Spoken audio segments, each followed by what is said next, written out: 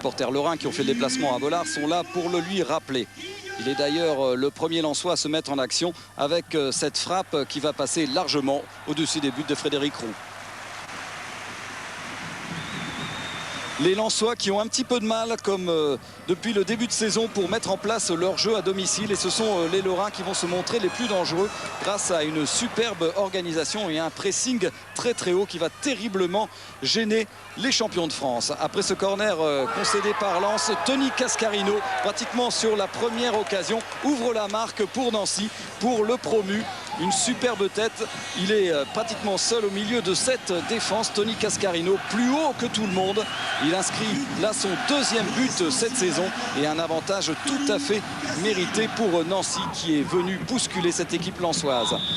2 minutes plus tard, coup franc pour le Racing Club de Lens. Une frappe terrible de Johan Lachor. Roux repousse sur la barre transversale et qui est là pour égaliser? Pascal Nouma, l'homme en forme. Les Nancéens ont à peine eu le temps de savourer leur premier but que Lens égalise. Une bonne nouvelle pour les nordistes qui ont besoin de confiance en ce moment.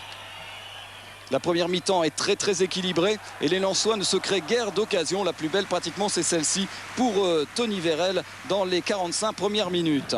En deuxième mi-temps, Nancy repart sur les mêmes bases avec son feu follet en attaque, Rambaud qui continue de poser des problèmes à Eric Sicora. Un bon centre, un ballon parfait pour Bastien.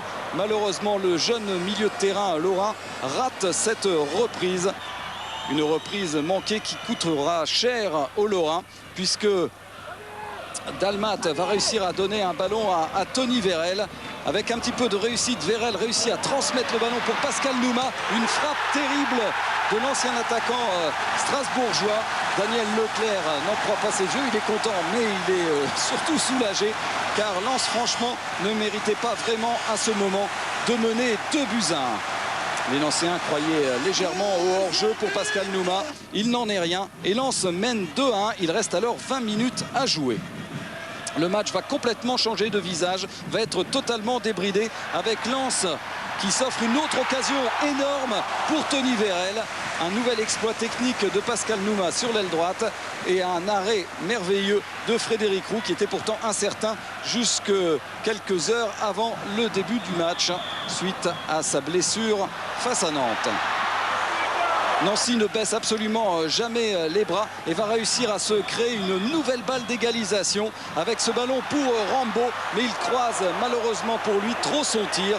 Lens a eu très chaud.